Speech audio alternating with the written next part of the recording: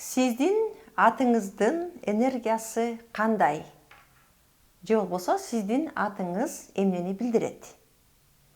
Бизде аттарга маани берүүнү азыркы учурларда көп адамдар түшүнүп калышты. Өзгөчө жаштар көп түшүнүп бизге консультацияларга кайрылган адамдардын ичинен менин атымды чечмелеп бериңизчи, менин атым деген тиги природага каршы дейт, табигатка каршы ат экен, же болбосо менин атым деген эмоционалдуу тереңдик экен, кандай кылсам болот деген адамдар өтө көп. Өзгөчө жаштар кайрылышат буга. Эми биз ушуга мисал кылып келсек, мисалы үчүн бир деген аттар, булар өтө популярдуу адамдар. Аты бирлер буларды мамлекетте болобу, же болбосо өзүнүн коллективинде болобу, же классташтары, курсташтары, же эги эле кайда болбосун, ошол адамдын аты популярдуу болот. Ошонун атын айткан сайын деп элдин баары тааныйт, билет. Эмнегедир эле ошонун аты звучать эте берет да. Бул популярдуулук.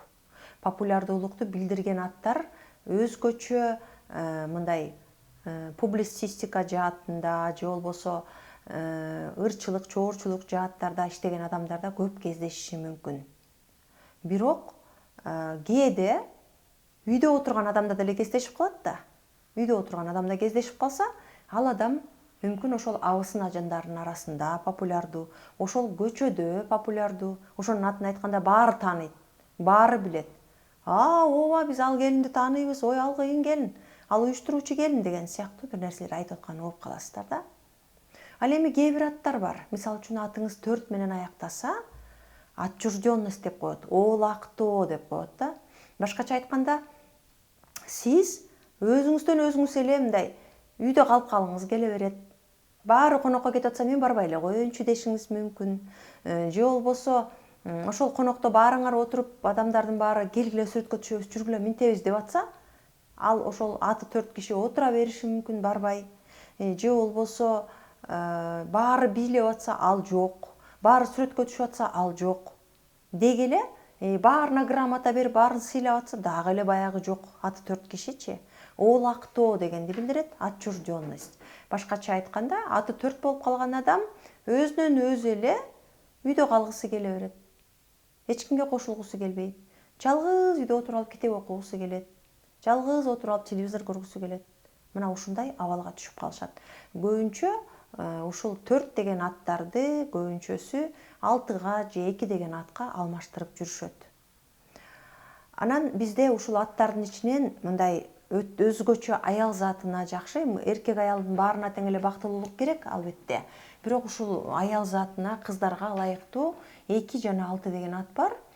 Бул атка коюлган аттар, мисалы үчүн, ошол кыздын баягы турмушка чыкканда бир орун алып кетишүүсүнө, же болбосо жакшы жубайга туш болуусуна ошол аты дагы өтө чоң роль ойнойт.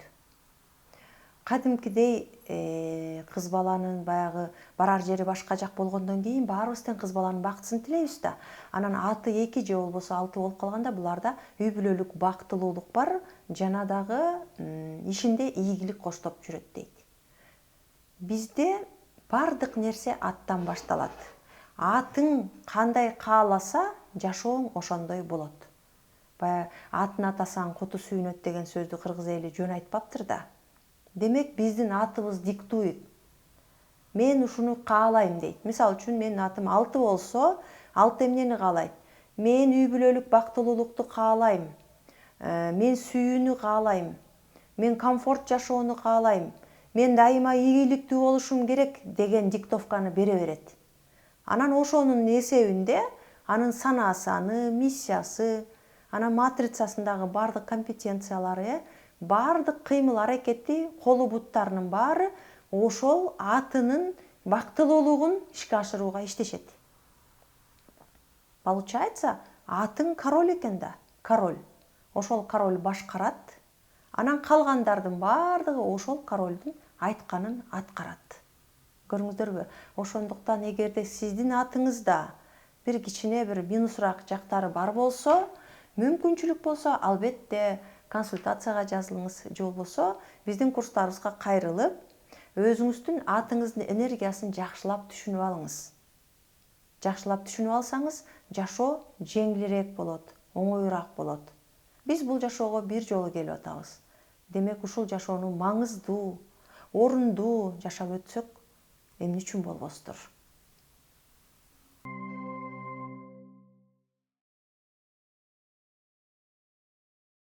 Көпчүлүктүн суроосу боюнча, мен балдарымды эмне үчүн түшүнө албайм, же болбосо балдарым мени эмне үчүн укпайт, жолдошумду эмне үчүн түшүнө албайм, мен эмне үчүн коллегаларымдын арасында эч ким мени түшүнбөйт, тең туштардын арасында мен дайыма таарынчакмын, тууган уруктун арасында мени баары эле капа кыла беришет деп бизге келген каттардын арасынан, консультацияга келип кайрылган адамдардын арасынан ушул гана суроолорду тез берип турушат.